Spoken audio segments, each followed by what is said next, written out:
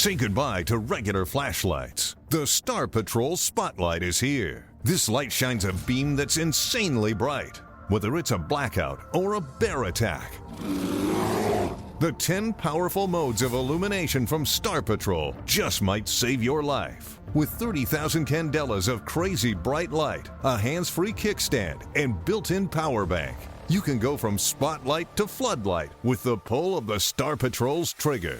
And now, with this exclusive offer, you can get an even bigger beam with the Star Patrol Spotlight Turbo Boost. A light so powerful, we had to hire a voice actor to read this disclaimer. The Turbo Boost button activates a super bright light up to 100% brighter than the standard mode, designed for short bursts of intense illumination. Always use the flashlight responsibly and in accordance with local laws and safety. Go to GetStarPatrol.com for your free Turbo Boost, plus free shipping and a money-back guarantee. That's GetStarPatrol.com. GetStarPatrol.com. Always follow the money. That's what I always say. You always follow the money. Yeah. This is Follow the Money with Mitch Moss and Pauly Howard on VSiN. What an hour we have on tap. In 30 minutes, Mike Palm in studio, VP of Circa Resort and Casino downtown Las Vegas. And we begin the hour here on YouTube TV on Sirius XM channel 158 with professional poker player and former Westgate Super Contest champion. The same year he finished second in Circa Millions, David Baker with us in studio. Great to see you again. How are you? Yeah, we are back. It's NFL season, and I'm back with you guys, and pumped up. Lots of fun stuff going on. I was listening to your podcast today called Gamble Up. Yes. You guys did a great job talking about the NFL.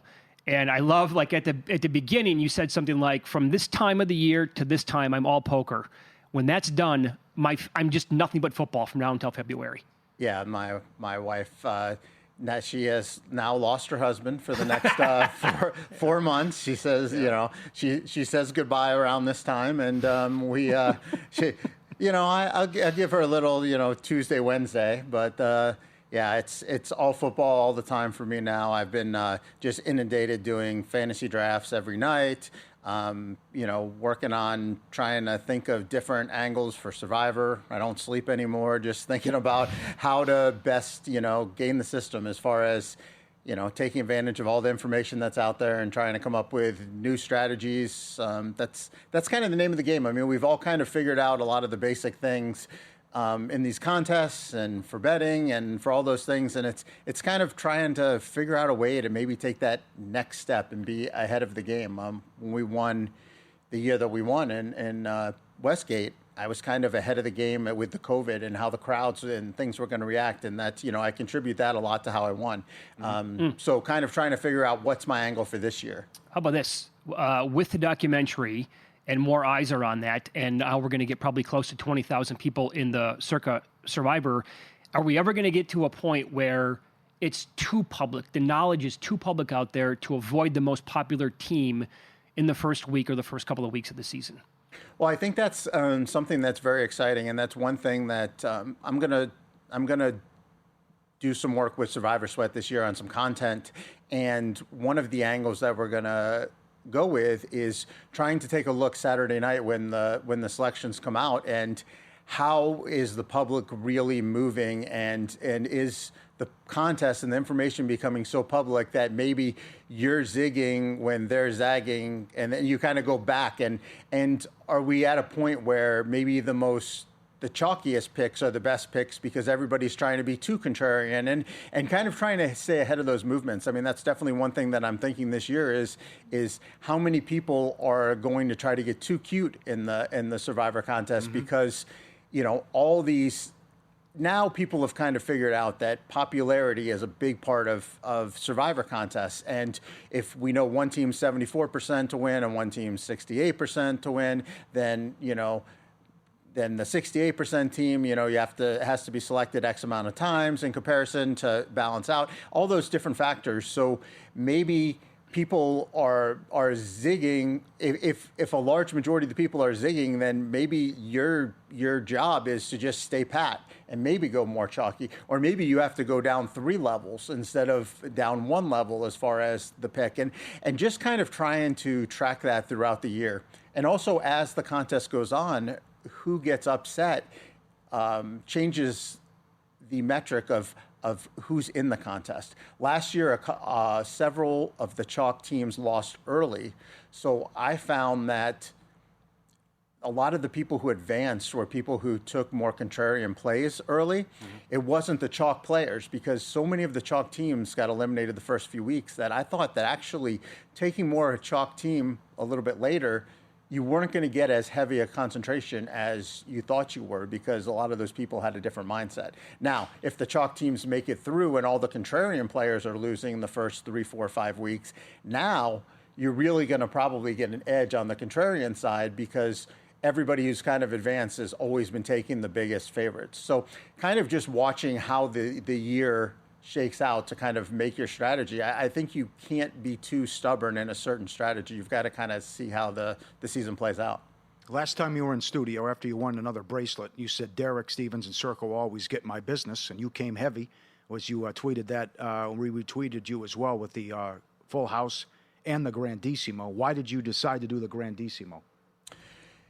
Yeah, when it was announced, I was like, wow, that's cool. That's something that, maybe one day I'll be baller enough to participate in. And then I went out and I had a great summer. I had the best summer of my life poker-wise, and, did well financially. And I was like, well, maybe I could do it. And it's funny because I got a lot of texts and tweets and things. Are you going to be part of it? Are you going to be a part of it? And I'm like, I can take part of this, and I can sell some shares to friends and fans and things of your show and other, and my podcast and a couple of the other podcasts that I'm on, and kind of what better way to kind of break into the content world than making a run in something like this, and being able to bring along friends and family and fans out there, and be able to take them on this journey with me.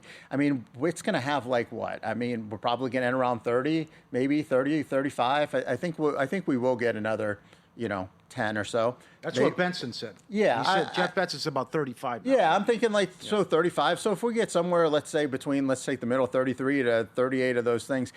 I mean, if you get down to the top 50 in Survivor, the big one, we're not going to be able to sleep. We're going to be so excited. We're going to be spending that money, right? And now we're starting a contest at that point. So It's kind of cool. Like, I mean, I have a legitimate chance to win. And so I have a bunch of friends with me, and some fans have texted me on Twitter. And I posted some shares on Survivor Sweat. I think I'm sold out, but I'm going to put a couple more points on there just because I want anybody who's watching this show to be able to get on there and get a piece. So I'm gonna list a couple points. You're gonna have to be refreshing it because it's probably gonna go quick. But I'll put another couple points on Survivor Sweat. So go to survivorsweat.com, and if you want to take that journey with me, and I'm hoping that we'll get to a point where we'll know what some outcomes are going to look like, and maybe we can all get together here at Circa and sweat it and stuff. I don't think we're going to get to the end like the main Survivor, which is great. We might only have to win 8 or 10 weeks and be there. So might be done by Halloween. Yeah. You never know. So how do they do that? Do they search your name on survivorsweat.com? Yeah, just go to the marketplace, and my entries will be tagged ODBMG, which is my Grandissimo entry name. ODB, my moniker, and MG is my partner, Mark Gregrich. We do all these contests together. And so, yeah, that's going to be the moniker on there. And you can just go to Survivor Sweat Marketplace and search ODBMG.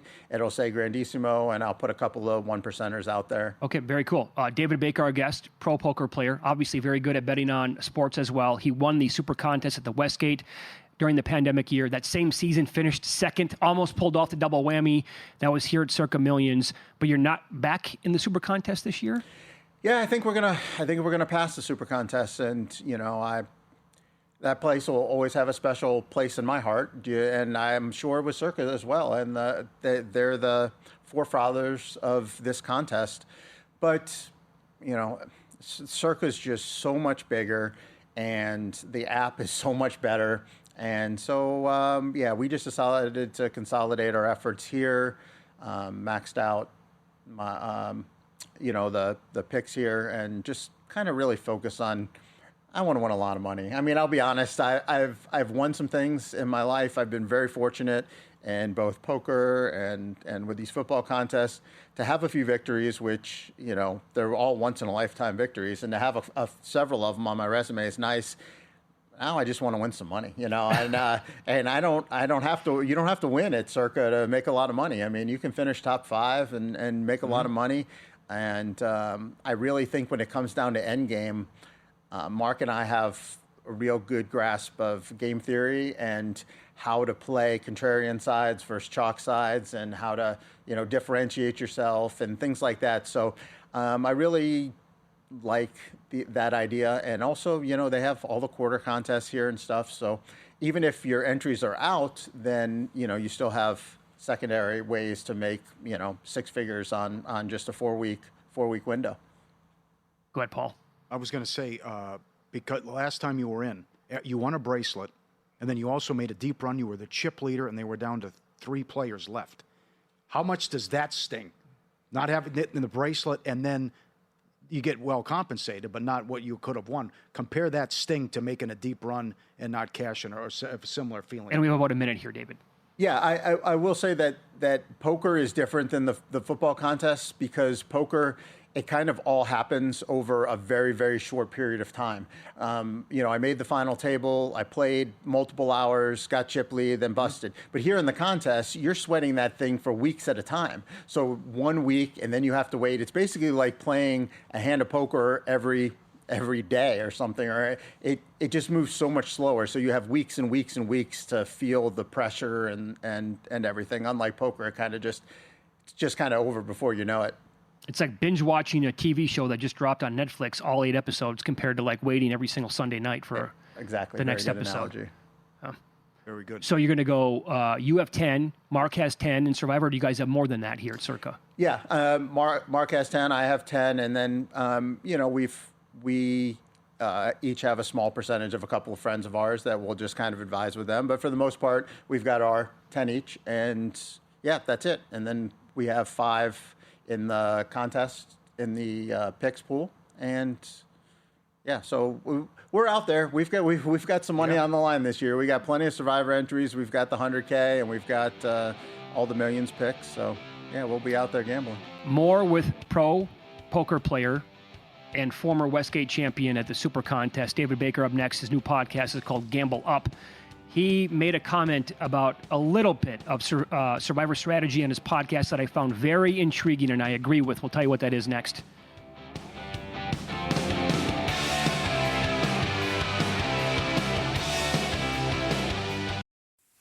Say goodbye to regular flashlights. The Star Patrol Spotlight is here. This light shines a beam that's insanely bright, whether it's a blackout or a bear attack. The 10 powerful modes of illumination from Star Patrol just might save your life. With 30,000 candelas of crazy bright light, a hands-free kickstand, and built-in power bank, you can go from spotlight to floodlight with the pull of the Star Patrol's trigger. And now, with this exclusive offer, you can get an even bigger beam with the Star Patrol Spotlight Turbo Boost. A light so powerful, we had to hire a voice actor to read this disclaimer. The Turbo Boost button activates a super bright light up to 100% brighter than the standard mode, designed for short bursts of intense illumination. Always use the flashlight responsibly and in accordance with local laws and safety. Go to GetStarPatrol.com for your free Turbo Boost, plus free shipping and a money-back guarantee. That's GetStarPatrol.com. GetStarPatrol.com.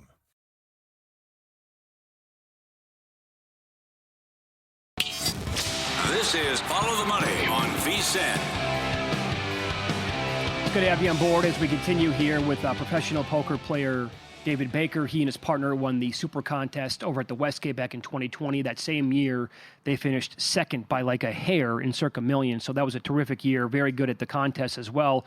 As being a great poker player, had a tremendous summer. That's why you said you're pretty much all into the contest here at Circa. I listened to your new podcast, Gamble Up. You're going to be putting your stuff out there weekly now? Yep, we're going to do a show most likely every week. There might be one we missed, but yeah, weekly we're going to kind of do a wrap-up and a preview, wrap-up of the past week and preview of the next week football. Yep. And we also plan on talking to you quite a bit throughout the season on this show as well. For sure. You made an interesting comment talking Survivor strategy today when I heard the podcast, and that's the way I've been thinking about it the last couple of years as well. Maybe, you know, you have to think about it in 100 different directions, right? What you want to do, planning ahead, teams that you want to be on. You also, I think, need to be ahead of the market, or try to be anyway, on some teams that are figured to have like really, really bad seasons. Like last year, I was higher on the Commanders than the market was, so I don't want to play against them. And you made a point of that, right? You were going division by division with your co-host on the podcast, and you were basically saying, yeah, this is a team I don't want to play against in Survivor. And the one example you brought up was the Giants. I'm in the same boat. Like, I don't want to play against the Giants. I think they're going to be a menace this year. Yeah, the Giants are the team that is going to look bad a lot of weeks, but they're going to surprise some teams. Their front four might be the best in football. It's definitely going to be one of the top 5 units. And that's how you wreck a game. You wreck a game by getting to the quarterback, causing turnovers. That's how, if you're going to win as a bad team, which I don't think the Giants are going to be a good team, but I think they're going to be feisty and they're going to beat somebody. So I'm going to try to stay away from picking against the Giants when they face teams that have bad offensive lines. They have the perfect recipe to wreck a game. They have a defensive line that can wreck an offensive line, and they have a quarterback in Russell Wilson that will throw bombs. And that's basically the way that you pull off these upsets, is by causing turnovers and chunk plays. You know, you look at a team like the Jets, who I think the Jets and the Giants, you know, in the marketplace, they're kind of viewed similarly. The Jets don't really have a wrecking defense. They don't have a quarterback that's going to do chunk plays. They're just going to kind of need, you know, just kind of everything's going to have to break right for them to win. Mm-hmm. So I'm going to try to, the Giants are going to start on my list of teams I'm not going to want to pick against in Survivor. Very good. Teams that you're high on this year. Like, you love the Broncos. I love the Broncos, especially in comparison to the market. Vegas has them. Well, we're in Vegas. Circa has them, I think, 9.5 on the total. They're plus 350 to win the division. That is by far my biggest future, is plus 350. I'm kind of down on the Chiefs. I've always been down on the Chiefs, but again, everything just has always broken perfect for them. What happens when the ball doesn't bounce right for them? They lost Rashee Rice, for the first 6 games, which I think is going to be good from a lot of standpoints, maybe for them to make a run in the playoffs. For fantasy, it probably makes his value a little more because he'll be there in the crunch time. But the Chiefs' first 6 games that's a gauntlet right there. So, you know, the team is not going to start at full strength. The Broncos, on the other hand, they have probably the best defense in the NFL. Their offensive line is probably in the top 2 or 3 in the NFL. I think Bo Nix, when you take a look at his back half versus first half of the season last year, he's an ascending quarterback. And so they brought in skill position players, R.J. Harvey, J.K. Dobbins, much better than any running backs they had in the past. Evan Ingram. They drafted Pat Bryant, 1 more year for Troy Franklin, Marvin Mims, 1 more year for Sean Payton. I think the arrows are just straight up on the Broncos. And I know everybody knows I'm a big Bo Nix fan, but I think it's warranted. So, yes, Broncos are the team that I am the highest on. So, yeah, I'm all in on Broncos. A team that's been viewed as going to be a bad team and go under their win total, and actually it could be a disaster seen by some. Are you actually pro Colts? I am kind of pro Colts. I think Danny Dimes is better than people want to believe. I think he brings an air of professionalism to the team that they didn't have with Anthony Richardson, a sense of calmness. I think he also does give that X factor of, I think that there is room for Danny Dimes to be decent. I like their skill position players. I think the Colts are going to be okay. I think so. That division is a tough one as far as I'm concerned. I think Jacksonville's going to be better than people think. I think Indy's going to be a little better than people think, and I'm questioning the Texans' offensive line, and that is a big part of my analysis when I look at teams that I like and don't like. Offensive line is kind of where I start, and the Texans' offensive line is not very good. Probably bottom 5 offensive lines. So we'll have to see how it gels. Rule of don't be stubborn. I'm not going to allow my preseason expectations to rule what I think throughout the year, and I'm willing to change my mind. So let me see what the Texans do early if this offensive line comes together. But I'm definitely worried. Our friend David Baker, our guest, pro poker player. Go to survivorsweat.com if you want a piece of his grandissime. Also, Gamble Up podcast as well. You were outspoken on X about this, so you came in, you won a bracelet, you shared the story, you were emotional, it was awesome. And then the bleep hit the fan after. The Kasuf thing happened. World Series of Poker, Grinder wins. Also, you were outspoken on this, and I had your back. What is this new nonsense now in poker where even a pro did it? Ike Caxton did it. I go all in. Oh, wait. I keep a chip behind. And then I sit there and tank and wait. And there's no incentive for people at the table to call clock on me because we're all trying to get a pay jump here. How big of a problem is this in poker now where it's you think I'm all in, and then I keep a chip back, and you've been outspoken about this on X. Yeah, so poker is a game where we're all playing against each other, but sometimes the financial interests of one table are all aligned together. And if we're on a pay jump, the way poker works is every 9 places usually there's a jump in the amount of money that you'll get paid when you bust. So if you are on a pay jump, so if 40 people get paid one amount and then 39 people all get a jump, if you're at a table with somebody who is stalling, then you guys all kind of win together by making sure that somebody at another table busts before anybody at your table busts. So it's kind of a new epidemic that's kind of going on in poker where tables are kind of implicitly colluding per se to make the time off the clock go so that everybody can gain a pay jump. But really what you're doing is you're stealing equity from the other people in the tournament that are playing at a normal pace. So myself and Daniel Negreanu and several other players who are high profile in our industry have kind of been spoken out against this, that we have to figure out a way to make this stop because somebody's getting that pay jump. So if it's somebody at your table getting that pay jump, then you're basically stealing that pay jump from somebody else who may have played 2, 3, 4, 5 hands in the time that you're sitting there waiting for the clock to run out. So there has to be something put in place to kind of monitor these situations and make sure that it's equitable for everybody. So there's a lot of things in poker that are done right. And the one thing I will say about the leaders in our industry is when there's a problem, when somebody figures out a loophole, that we figured out ways as poker players and poker organizers to kind of come in and close the loophole. So I'm sure we'll come up with some solution between now and the next big events and stuff. Very good. I couldn't believe in the main event the guy tanked for 9 minutes and then complained when the floor came over. It was unbelievable. Need a proxy? You can join the world's biggest football contest with one trip to Vegas anytime before the season starts. Trusted by thousands of players over the last 9 seasons, Winner Circle Proxy Service helped clients win over $9 million the last 2 seasons. Learn more about using a trusted proxy service. Visit winnercircleproxy.com/VSiN, winnercircleproxy.com/VSiN. Mariners up on the Padres 4-0, top of 5. Wu has been great through 64 pitches. David, you recently bought a ticket on the Mariners to win the World Series? Yeah, baseball is something that I had a passion for my whole life, but this year I just kind of checked out with baseball, to be honest. I was so busy with poker and I knew football and everything.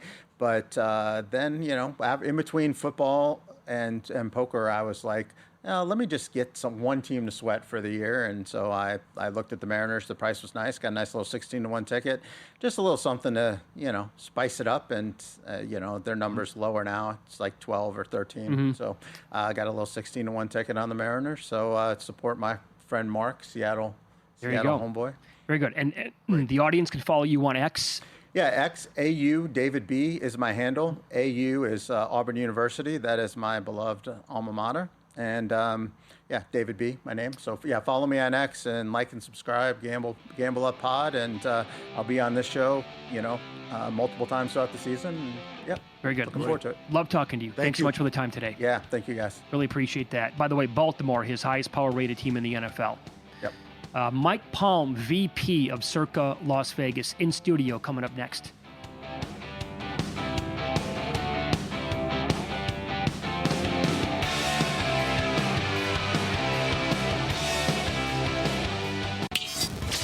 This is Follow the Money on VSiN. Good to have you on board here on a Wednesday. Loaded, awesome hour. Thanks to David Baker coming in studio, and thanks to you for watching on YouTube TV or listening on Sirius XM channel 158 or any terrestrial radio station where you can find VSiN. Now the VP of this great property, Mike Palm, joins us in studio. Good afternoon, Mike. Hey, pal. Good afternoon, Mitch. Good afternoon, Paul. Very excited. Hey, Mike. Very excited about Sunday mornings now coming up, starting on September 7th. You're going to be very excited to listen and I'm watch. very excited to listen to you guys from 6 to 9. Absolutely. I'm stoked for the show. Yeah. I know Pauly can't wait to do the show. It's going to be great. Yeah. It'll be awesome. It's not going to be Follow the Money. Well, it can't be Follow the No, Money. there's no way. It's got to be. With the dumb dog videos and all this nonsense. Well, I'm glad you said it, but Get out of here. it's got to be the NFL today. Why would you want to hit every demographic? Come on. Why would you want that? Yes, you're right. Yeah, NFL today. Absolutely. Should we have the tail of the tape? Yeah, absolutely. Brent would be okay with that. He would be absolutely okay with that. So the Mariners are in action right now, taking on the Padres. Okay. David Baker just said that he recently bought a ticket on the Mariners to win the World Series 16-1. Brian Wu is going again today. So if he makes it another, full inning, I think they're going to the bottom of the fifth right now. That'll be 26 consecutive starts. Every start this year where he's recorded at least 18 outs. Yeah. Right? If the Mariners make the playoffs, and Pauly's betting against that now at a big price, but if they do, Brian Wu has to go in game one. If they're on the road, has to go game one. Well, I think so. I mean, remember what Framber did, what was that, 3 years ago when he had 29 consecutive quality starts, which means 6 innings or more and 3 earned runs or less. This kid is just about to do that again this year, but much more under the radar here. You and I have talked about this all season. We thought he was maybe their best pitcher, but their most consistent pitcher. I think he took that no-hitter into the 8th inning in New York, might have took a little bit out of him there for a couple of starts. But there's no doubt in my mind that and think about in a 3-game wild card. If they don't beat Houston, let's say they're in the wild, or if they do and they're the 3 seed and they have to play in the wild card round. I don't mind Wu, Kirby, Gilbert. Right? I'm okay with that, yeah. And it's got to be the path. Are you getting concerned at all about your Brewers? Well, I don't like the news today. Every pitcher's got a problem, right? McGill's Priester's on the not IL. starting tonight. No, they're going to go with an opener. McGill's on the IL. McGill's on the IL, and we're waiting for Pat Murphy to update us on the Priester situation. As far as I know, about 20 minutes ago is the last I saw. So a little bit concerning. But this could be the magic year for them, Mitch. This could finally be it. I hope so. A lot of things are going right. Yeah, they're having a lot of breaks are going the way. It almost reminds me of those Giants teams almost now in the early 2010s. Let me run this by you. This was taken off today on social media by storm, and it's at DraftKings. They posted this, and a lot of gamblers have been talking about it, saying, you got to be kidding me. So it reads as such: any past posted bets or any bets accepted by DraftKings at the time of or after an announcement has been made or information has been released where A, the announcement or information affects the odds for the bet, and B, the odds for the bet had not yet been updated on the DK platform to reflect the announcement or information.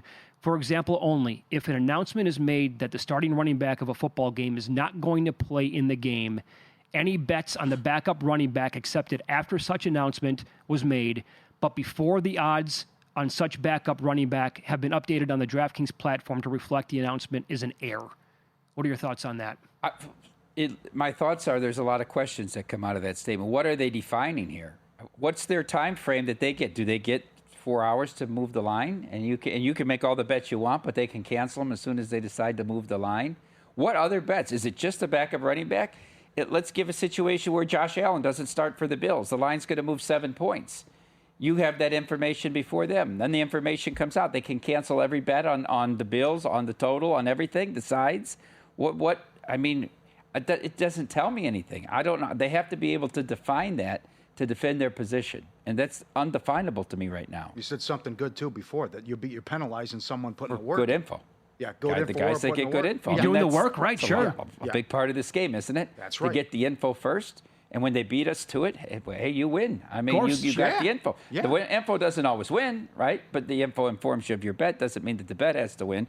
But that's why our people are charged with trying to stay ahead of the info. That's why we take such small bets on the draft and things like that. Sure. Because the bettors are better with the info than we are. Does that qualify as past post? That's two separate things. Cash post is to bet an event that's already started exactly or concluded. Right. This is two different than that. Things. It shouldn't be included in that statement. We're also, and by the way, back after this now, awesome follow on X. Been tweeting Pauly and me the last couple of days. Yeah, dog. They want us to go. He wants us to go scorched earth on DK. They evidently moved their teasers. People were also asking me this week. It looked like they removed teasers from their platform. But Funhouse said that they moved 2 team 6-pointers to minus 135. I responded, would you believe it if I told you that sportsbooks in Las Vegas are higher than that? You guys are higher than minus 135 on teasers. We are. We're 140. You have to, obviously the offshore is better. You're looking at 120, 130, 140 offshore, sometimes even 110 on the 6-point teaser. When you're looking at most places are what DraftKings are going to when you're here in Nevada. So I wouldn't trash them for that. We can't. You can't, no. It's a big glass house we living in here, Mitch. Big glass house. Yeah, just look right here, 3 feet behind us. Yeah. A lot of glass, right? A lot of glass. That happened years ago out here in Las Vegas, where you basically said the Wong teasers, no, we're done with those. We got beat up on those for too long, where they used to be minus 110. Yeah, and then they're a profitable bet. And so, if people want to bet them, they're going to have to lay the juice or find those places that have the lower juice. So we don't particularly want to be big in the teaser game. I'll just be honest with you. No, sure. So that's why we offer those prices. That's what you're saying prices to the customers, yeah. Of course, that's what we're saying to the customers. And so, if you'd like to bet them, you can. I know guys that love to bet big teasers, and when they came in when we first opened, we said this probably isn't the place for you. Yeah, interesting. We haven't seen you in a while, and we haven't seen Derek in a month. Me 2 weeks, him a month. Let's be clear. There's a big difference. Thank you. I was gone. Well, I got bumped for the 18-hour draft that you guys did, true. and that's not my fault the one time. That's true. Where are we at? Where are we trending with the contests here? I didn't. We're right around. Wasn't sure you were going to ask, Paul, but yeah. Okay, Grandissimo, we're at 23. 3 people have wired money in, though, and that will be coming out this weekend. So we expect to be at 26 by Saturday or Sunday. And who else pops in that we never heard of, right? The stories, there's people that have no association with Circa or Derek Stevens that we've met that come in to do this contest that just heard about it, right? That weren't just big players and said, I was craving for another contest. So it's wild, the stories. I don't know if Derek told you that he hasn't been on, so... this was last week when we were in Kentucky, where we flew to Nashville and went to Kentucky. We get the text, another Grandissimo just came in. Who was it? It was a guy that lives in Miami, owns a business, was vacationing in Salt Lake City, and saw something online about this contest. So booked a quick flight to Las Vegas, came down, put $110,000, Grandissimo and 10 survivors back to Salt Lake City for the rest of his vacation. Just a random person, no association. Holy smokes. You were thinking, can I get to 15? I probably get 35 now. I said 30 from the beginning. You did. I did. I thought there would be enough. You did, yeah. I never sweated 15 because the poker players would gobble it up if there was an overlay. Okay. Does it touch 35? I think that's probably the number right now, like 34 and a half should be. Here's a pretty sharp number. How about the big boy? Let's build up the drama. The Millions were 78 ahead of pace same day last year. Pacing to come in at 59.50, so just short of the 6 again. We had a great contest sign-up weekend, but it was hard to keep pace with 42% over, right? We did over 1,000 on Saturday, but that's not 42% over or on Friday. That's not 42% over what Friday last year was. So right now we sit at 36.4% ahead, and if you extrapolate that, it's 19.35 million. That's what we're pacing. Who knows? But, the last days when we were doing $1 million a day, it's hard to go up 50% on those days. So right. I would. Jeff Benson's putting it between 18 and 19.5. I'm still crossing my fingers. Maybe we can get to 20. But we'll know more this weekend than next weekend. Yeah. We'll know more this Sunday whether we're going to get to 20 or not, in my opinion. Yeah, it might be a little bit short because of what you said. The people out there are they're dying on that hill, 20. Yeah. All the proxies are saying you're getting to 20. Well, I tend to believe them. They're more invested than we are. Sure. Absolutely. Very good. Congrats on Missouri as well. What a shocker, huh? Yeah. How big? I can't believe that. USA, Russia? How big? I thought it was 40-1. Wow. Well, let me ask you a question, Paul. You're sitting on the Missouri Gaming Board, right? And FanDuel comes up there and says, we estimate to do $400 million in revenue in year one in 2026. It's a 10% tax state, so we're going to give you $40 million. DraftKings didn't give a number, but what were they going to give you? $30 million, $35 million? What was Circa going to give you? $500,000? I mean, so when you think about the fiduciary responsibility, but Derek made a very persuasive argument. Our customer is a conquest customer. It's something that maybe we're taking from an offshore book or we're taking from a local bookmaker that we can bring to the state of Missouri. So, very good. Pulled it off. He pulled it off. That's state number 6? State number 6. I think Arizona will be 7 in 2026 would be my bet. Oh, that'd be big. Okay. All right. It's Follow the Money here on VSiN, the Sports Betting Network. Mike Pauly in studio with us, VP of this great property here. Up next, You Cannot Be Serious. He has the most egregious case of overcharging ever. I can't wait to hear what this is, along with you. Next.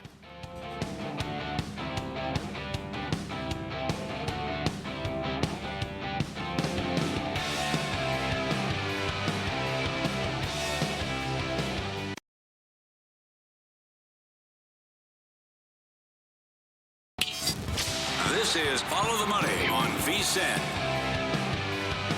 It's been a couple of weeks since Mike Pauly joined us in studio. Very busy with the travels. You've missed it. I've missed it. Pauly's missed it. Everybody has. Now it's time for You Cannot Be Serious. You can't be serious, man. You cannot be serious. All right, number 1 this week is selective prosecution. On August 5th, Charles Burgess, a 32-year-old Ohio man who is a father of 6 and owns an auto body shop, became the latest perpetrator of throwing a sex object onto the floor during a WNBA game, this time between the visiting Dallas Wings and the host New York Liberty. After a warrant for his arrest was issued, Burgess drove from Ohio to New York City to surrender himself to the police. I'm not sure he realized what he would be charged with before he made that decision for that long drive. Kings County, listen to this, has charged Burgess with the following: interference with a professional sporting event, very legitimate; harassment in the 2nd degree; attempted assault in the 2nd degree; assault in the 3rd degree; menacing in the 2nd degree; reckless endangerment in the 2nd degree; obscenity in the 3rd degree; and listen to this one: criminal possession of a weapon. Oh! In the 4th degree. I think this is selective prosecution. Has this rule always been enforced? How did Milton Berle ever go to those Friars Clubs roast in New York City? How did Pete Davidson was on Saturday Night Live for 8 years? How was that allowed? Criminal possession of a weapon. This has to be a 2-part SVU. It just has to be. New York City, Kings County. You cannot be serious. Looney Tunes is number 2 on our list. Thursday, August 21st, last Thursday. This is Davenport, Iowa, God's country. High A ball, Paul. Quad City River Bandits, that's a Kansas City Royals organization, hosting the Great Lakes Loons from the LA Dodgers. Well, it was a tough top of the 7th inning for umpire Ricky Arendendo. Controversial ball 4 call, a not foul ball call, and a balk led to the ejection of the catcher first, then the manager for the Quad City River Bandits, and finally the home plate umpire ejected, that's right, the ball boy. I don't know if you've seen the video of this, but he calls for more balls, and the ball boy comes out and slams 3 into his hand and slams 3 into his mask, and he runs him off. I mean, people are saying this umpire's out of line. This is an auxiliary personnel. The ball boy can't argue balls and strikes. What's next? The ground crew riding him? I mean, don't be outraged at the umpire. Be outraged at this kid's parents. I can't get the name. He's a minor, so they wouldn't release the name. Be outraged at this kid's parents. Be outraged at the organization. Why would you blow a job like that? Quad City River Bandits. You cannot be serious. And a more ridiculous thing is Wilson Contreras. And I'm surprised this was only 6 games. If you watch the pitch, okay, so he's at bat against the Pirates on Monday night, and on a 2-strike pitch, which is right down the middle, he gets called out. Now, I don't know what was said, but as he walked away and going towards the dugout, home plate umpire Derek Thomas ejected him. Well, now he comes charging at Thomas. Head coach Ali Marmol had to hold him back. Here come all the other coaches to hold him back. Now they're screaming profanities at each other. Crew chief Jordan Baker said in his report to the pool reporters that Contreras said some vulgar stuff to the home plate umpire Thomas. Well, anyhow, what does Contreras try to do? He tries to throw his bat at Thomas and instead hits his own hitting coach, Brant Brown. then goes to the dugout and throws all the chewing gum out onto the field, the boxes of high C. I'm really surprised he only got 6 games from Major League Baseball. I'd have given him more. He's appealing his suspension, so he's playing while the suspension rides out. But this is a terrible look for anybody. Wilson Contreras. You cannot be serious. Good job, Michael. Very good. What'd you think of the Medvedev-Bonzi thing? Well, first of all, why would the crowd do that for 8 minutes? That's a ridiculous reaction from the crowd. How about you serve, though? Well, come on. It wasn't that loud. I thought he was being a baby. Well, but Medvedev is being psychotic. I mean, that's this true. whole thing. I thought Medvedev was out. Bonzi played himself into that position, but he still came back and got him in straight. But what about the photographer trying to leave? What's he doing? What's he doing trying to leave early? Come on. Ludicrous. I missed this because I was gone for 2 weeks. How about the kid umpire in St. Louis during that series? I was going to do about 8 minutes on this. Did you watch this? He's like a 12-year-old kid. He dressed up as an umpire and stood behind home plate and did motions. They showed it on TV every inning, 3 straight nights. Friday, I would have been nuts if I was sitting there. I mean, they're completely going away from it. It's a cute little story. Yeah, I get it. I was an umpire growing up, but that was ludicrous amount of coverage. 3 straight games? Yes, every night of it, too. And then, of course, on ESPN was the Sunday night, so it had to be on ESPN. Yeah. By the way, Harry Wendelstedt school closing. Hunter Wendelstedt shutting it down after 50 years. The #1 producer of Major League Baseball umpires. Oh, wow, okay. Damn. I thought you were going to go Justin Bieber, the kid who was impersonating him out here in Las Vegas. No. And then he was stunned when they wouldn't comp him his tab. Oh, it's over. The streak's over. Is he out of the game? They pulled him. What? Two outs. Bases loaded? They took Wu out of the game. Upbeat. There you go. Loaded, He couldn't go 6. No, not going to go over the outs prop today. Oh, wow. First time all year. Oh, man, that's tough. Cruising along through 5. Damn. Now they got to win the game. That's I still say the best deal and the most underrated place to stay in town is a Golden Gate. Goes back, oldest hotel casino. The suites are awesome. You get the penthouse. You got the the grill out there. It's phenomenal. How about the update, though, on September 7th that they're going to take out the table games? And what was this decision like with management? How do you guys see this, that the 3-card poker out, and we're going to change things at the Golden Gate, the iconic Golden Gate? Well, yeah, iconic. The #1 first hotel in Nevada, 1 Fremont Street, and the phone number 1906.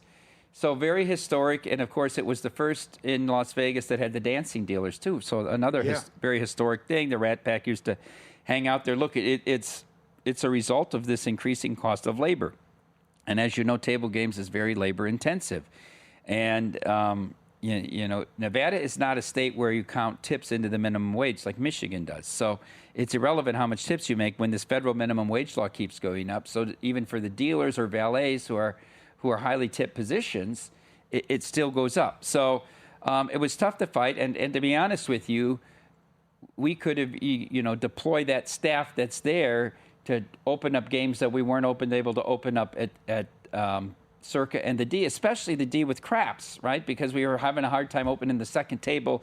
You take the craps crew and you put it down there, and you always have 2 tables there.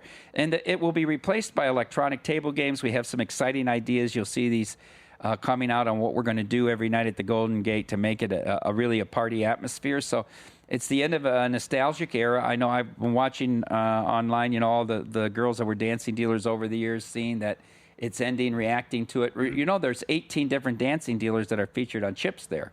So people have been coming in. So if you want to come in and get any of those chips with the girls, they still have complete sets of 18 $5 chips. You can still come in and get them till September 7th. That's a Sunday night. The last hand's probably going to be, 9, 10 o'clock at night, opening night of football as well. So you'll still be able to play all the electronic table games, and hopefully we'll be able to replace the energy of table games and make it even better over there. Very good. Okay, so college football tomorrow. Boise State's going to be in action at this time, right, during our show. Mm-hmm. Are you guys flooded with South Florida money? South Florida. Explain it to me. Mike, will you explain it to me? Hard Rock's down to 5. Several books at 5.5. Explain it to me. Don't you have to bet Boise? I don't. And then I was doing an interview this morning. They said, last year we thought Boise was a free square. Are they going to be a free square to win and get into the playoff again this year? I mean, I look at UNLV. They should have lost to Idaho. I don't know that there's another team. in the Mountain West that's really going to compete with them, and they're probably going to be a 14, 17-point favorite in a Mountain West championship game, right? San Jose State's got an easy schedule, but they'll be a 2-touchdown underdog to them. On principle, I think I have to play Boise here. I know the trend is if it's 2 Division I schools and you're getting points at home in week 1, that it hits like 61%. But I don't know. I mean, I don't know what you see out of South Florida to say that they're going to be competitive in this game or that they could beat Boise to see this kind of movement. Quickly here, I asked Pauly this earlier. What's the number of Genties back this year? It opened 10. Is it 7.5? Like, what's he worth? He can't be worth more than 4. He can't be. It's a running back. He can't be worth more than 4. The best season all time, though. So it's still running. You're still running the football. I would say it's Friday night. I laid this number already. Okay. It's a must-win game for the Sparks hosting the Fever. I laid 1.5 with the Sparks in L.A. Friday night. Okay. Is Jackson playing? I don't know, but I was shocked that the Fever put that performance on against the Storm last night. But this is a must-win now. Must-win for the Sparks. All right, A-. Think you're better than the experts? Prove it in the Edge Boost Average Joe contest. Same format as a Circa Friday Football Invitational. Contestants are average Joes instead of the pros. Free to play. Register anytime throughout the season to be eligible for weekly and quarterly prizes.